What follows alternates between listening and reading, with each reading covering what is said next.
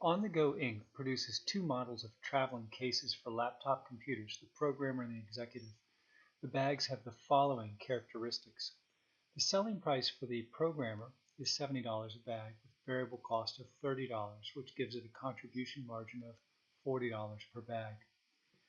They plan on selling for the year 8,000 bags. For the Executive, the selling price is $100 per bag with a variable cost of $40 per bag, giving it a $60 contribution margin per bag. And we expect to sell 12,000 units during the year. The fixed costs for the year for the company are $819,000. In Part A, we're asked to calculate the anticipated level of profits given the expected sales volumes. Sales for the Programmer will be 8,000 units times $70 a bag, or $560,000. Our variable cost will be $240,000, which is the $30 per unit times 8,000, generating a contribution margin for the Programmer of $320,000. For the Executive, sales will be $1.2 million. That's the $100 per unit times 12,000 units. And variable cost will be $480,000, which is the $40 per unit times 12,000. And the total contribution margin for the Executive will be $720,000.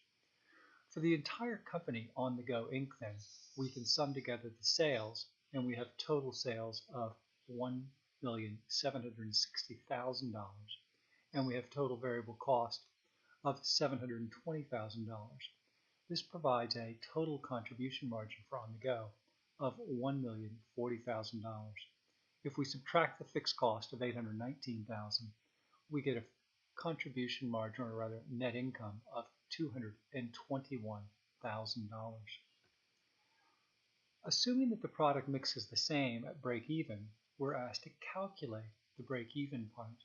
The first thing we need to do to calculate break-even is to calculate the combined contribution margin of the Programmer and the Executive. In other words, what is the contribution margin ratio and the cost to sales ratio for On the Go in total?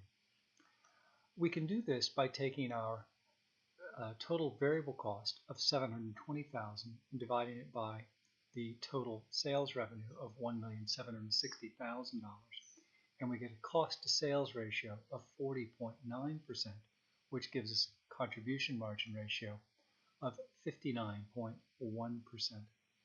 The next step is to calculate the current sales mix. We do this by taking the sales for the Programmer, which is $560,000, dividing it by total sales of $1,760,000, and we see that 31.8% of our sales are of the Programmer bag, while 68.2% are of the Executive bag. In terms of calculating our break-even sales, let's pick up our per unit items, our sales mix, and our contribution margin and expense ratio from above. At break-even, that means our net operating income is zero. Since our fixed costs are $819,000, we're going to need a total contribution margin of $819,000. At a 59.1% contribution margin ratio, this means our total break-even sales for the On the Go company are $1,386,000. Next, we have to figure out the total sales for the Programmer and the Executive bags. For the Programmer, we'll take the $1,386,000 in total break-even sales and multiply it by the 31.8% sales mix. For the Executive, we'll take the $1,386,000 total sales and multiply it by the 68.2% sales mix. Once we've done that, we can go ahead and calculate the number of units of both the Executive and the Programmer that we need to sell.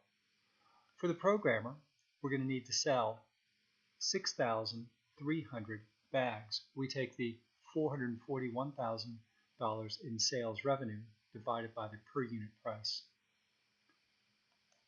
Next, we can calculate our total variable cost by taking the $30 per unit multiplied by the 6,300 bags, and then we can calculate our total contribution margin.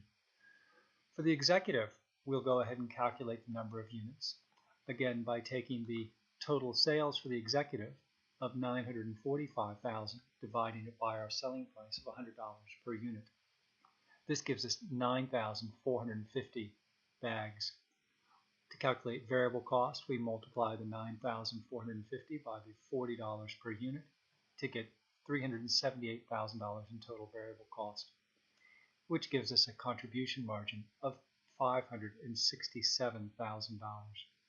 If we add to that the $252,000 contribution margin from the programmer bag, we get our total required contribution margin of $819,000.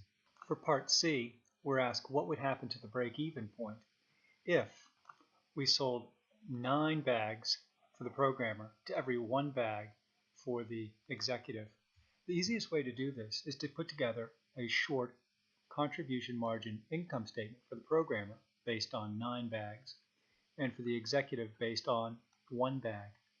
We can then calculate the company's combined contribution margin ratio and cost to sales ratio, as well as our sales mix percentages for both the programmer and the executive. From this point, the problem will be solved in the same way as we solved Part B.